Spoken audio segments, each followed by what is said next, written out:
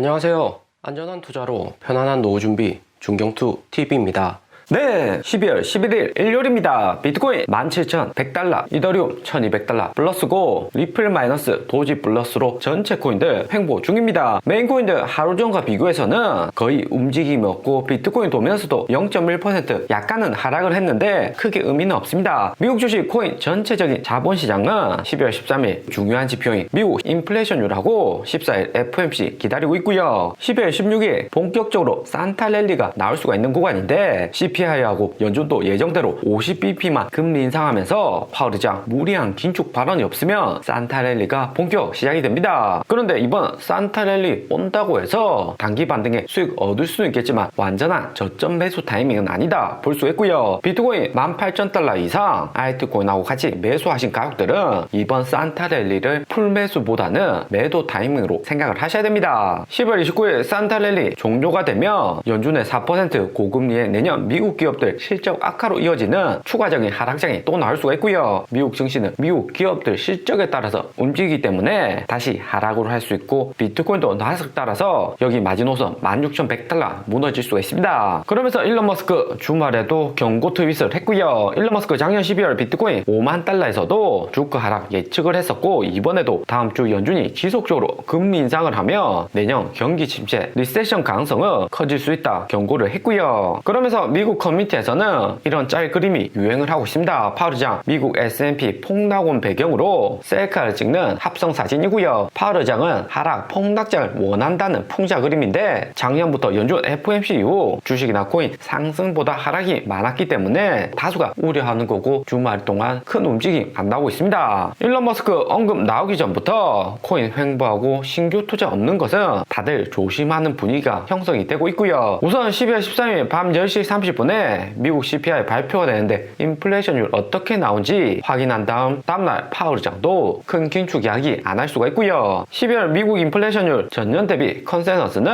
7.3%로 전월 7.7%보다 확실히 낮게 나올 것이다 시장이 예측을 하고 있습니다. 대신에 12월 생산자 물가 지표에서 보았듯이 전월 대비해서 하락은 했지만 시장 예상하는 컨센서스보다는 약간은 높은 수치가 나올 수가 있고요. 국제유가나 공산품 가격은 하락은 하지만 미국 내 인건비 상승률 확실히 꺾이지를 않으면서 이번 나오는 미국 인플레이션율도 하락률이 크지는 않을 것이다. 서서히 하락하는 모습이 나올 수가 있고요. 특히 여기 코어 인플레이션율 보시면 0.3% 증가 예상을 하는데 11월하고 마찬가지로 미국 인플레이션율 0.3%는 증가할 것이다 예상을 합니다. 작년 12월 7% 인플레이션율 여기 상승 구간이 매우 높았기 때문에 기저효과로 인해서 미국 인플레이션율 하락하는 것처럼 보이는 거지 여전히 미국 인플레이션율은 조금씩 상승을 하고 있고요. 12월 13일 미국 인플레이션율 발표에서 여기 7.3% 컨센서스보다 낮은 수준인 7.2%만 발표돼도 나스닥 반등은 매우 좋을 수가 있습니다. 하지만 PPI처럼 컨센서스 약간의 차이로 인해서 상해를 하면 전월 대비해서 인플레이션율 오히려 상승한 걸로 되면서 나스닥과 코인 산타 랠리는 예상보다 약하게 올 수가 있는 거고요. 주식 코인 시장은 미국 CPI, FOMC 기다리는 와중인데 우리 리플은 약식 재판에 필요한 자료 봉인 기간을 내년 1월 4일까지 연기한다고 합의를 보았습니다. 그러면서 SEC 리플의 이의 신청 기간은 1월 18일까지로 1월 4일에 재판의 기본적인 결과가 발표가 되고요. 재판에 대해서 불복을 하거나 이의를 신청을 할 때 1월 18일까지 제기를 할 수가 있습니다. 약식 재판은 법정 재판까지 가지 않고 판사의 중재 아래서 SEC하고 리플이 서로 합의를 보는 거고요. SEC가 승소해서 리플의 벌금을 책정할 수도 있고 리플이 완전히 승리해서 벌금 없이 무난히 종료될 수도 있고요. 가능성은 리플보다 SEC의 약식 재판은 긍정적이다 볼 수 있습니다. 코인 산업은 주식보다 오래되지 않았고 미국 시장에서는 코인을 주식으로 생각하는 경우가 많고요. 그러면서 리플이 재판에서 승리를 하려면 코인에 대해서 법 제정하는 미국 의회가 코인에 대한 관심이 많고 시간을 많이 투자를 해야 되는데 코인의 역사는 주식보다 매우 짧기 때문에 당장에는 미국 법률이 SEC에 더욱 긍정적이다 볼 수 있고요. 그러면서 루나 셀시우스 FTX 파산까지 미국 내 코인 투심 흉흉한 배경에서 미국 정치권은 쉽게 코인 시장 옹호하기는 어렵다 생각이 되고요. 하지만 리플이 패소했다고 해서 절대 리플 가격이 불리한 것은 아닙니다. 약식 재판 통해서 리플은 벌금형 정도로 끝날 가능성이 높고, 리플 패소로 인해서 단기에 리플 가격 하락할 수는 있지만 중장기적으로는 리플의 불확실성 해소로 인해서 반등이 오히려 크게 나올 가능성이 더욱 높고요. 리플 앞으로 SEC 증권법에 저촉될 만한 움직임만 안 나와주면